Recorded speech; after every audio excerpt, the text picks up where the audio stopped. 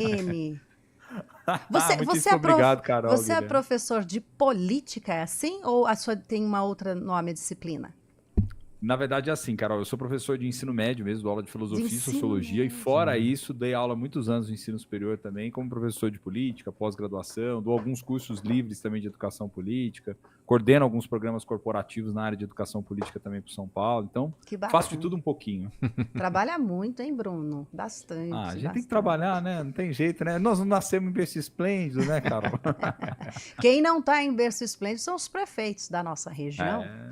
Aliás, estão super incomodados com a fala da ministra da Saúde, Anísia Trindade. Não é a primeira vez também, né, que a Anísia faz essas declarações. Ela argumenta que tem que seguir meta fiscal, que faz parte da PEC da transição, que já tinha suplementado o orçamento da pasta de saúde. O fato é que são 15 bilhões e 200 milhões de redução no orçamento da saúde, com previsão de perda para os municípios. E agora, Bruno, agora é real, hein? E agora só chorar, né? Não tem muito, porque o que acabou acontecendo, Carol, diante desse caos todo, né? Houve uma autorização por parte do próprio tribunal para que o Executivo Federal pudesse fazer isso, né? Lembra que eles tinham enviado uma consulta para o órgão respondeu dando uma sinalização positiva de que poderia fazer, por quê? A gente tem uma diferença, explicar de maneira bem simples e rápida para o ouvinte, entre aquele que é o orçamento projetado e aquilo que foi efetivamente arrecadado. O orçamento é sempre uma projeção, né, Carol? Essa projeção ela pode estar com um pouco mais ou um pouco menos. No caso, a projeção do que se tinha para a saúde, do valor mínimo lá constitucional que tem que ser aplicado, que são os 15%, era na casa dos 170 e poucos bilhões. Estava até com o valor aqui anotado. Né? Então, era na casa dos 172,8 bilhões, que era a receita prevista na lei orçamentária. E aí, como que ficaria se levasse em conta a arrecadação real que o Poder Executivo teve? De 188 bilhões, que é a chamada receita apurada. O que ocorre no meio dessa discussão toda, né, Carol? Você tem mais grana em tese em caixa e o governo federal tem interesse em segurar esses 15,2 bi, porque isso certamente vai servir para cobrir de alguma forma outros rombos, né? Porque o governo está com aquela perspectiva que a gente vem acompanhando a discussão por parte do ministro Haddad, enfim, e de outras figuras do governo, de tentar zerar o déficit, né, no próximo ano, como uma das contrapartidas em relação a todo aquele pacote que está sendo discutido e aprovado no âmbito do chamado novo arcabouço fiscal. E quem saiu no prejuízo dessa história toda? Os prefeitos, que olhando para o orçamento federal,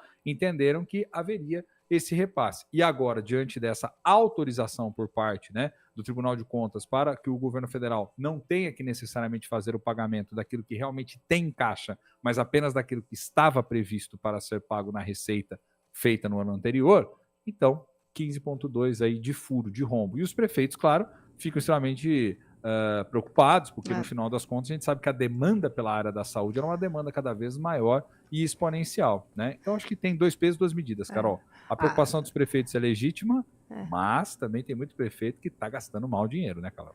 Mas isso sempre tem, sempre tem. Sempre tem aqueles que não estão fazendo o que deveriam. Agora, é uma jogada que eu chamo de nas finanças, que pega sempre o mais fraco. Os mais fracos são os prefeitos. Sim. Neste momento. O prefeito de Jaguariúna, Gustavo Reis, que é o presidente da RMC, em entrevistas e nos bastidores, tem comentado com a gente o seguinte, que ele acha um absurdo o que está acontecendo, porque os municípios não ganham mais pela meritocracia no sentido dos bastidores, porque muitos deles fazem bem feito um trabalho de negociação para trazer, por exemplo, empresas para cidades, para angariar recursos, para fazer parcerias e convênios. E aí, quando você faz esse corte com uma régua que não, é aleatório, ele fala, que é o caso da reforma tributária, que eles estão pontuando, você deixa alguns prefeitos até desgostosos. Não sei se essa palavra é muito forte.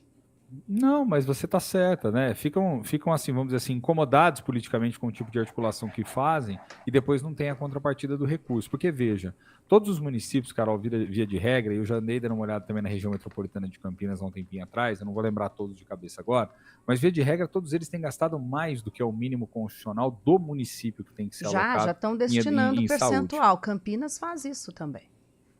Por quê? Porque não dá, né? Porque É uma questão a assim, conta não não dá, não fecha. tem como. A conta não fecha. A demanda que vai desde o postinho de saúde, da unidade básica de saúde, por remédios, por tudo, ela é infinitamente maior do que a capacidade orçamentária.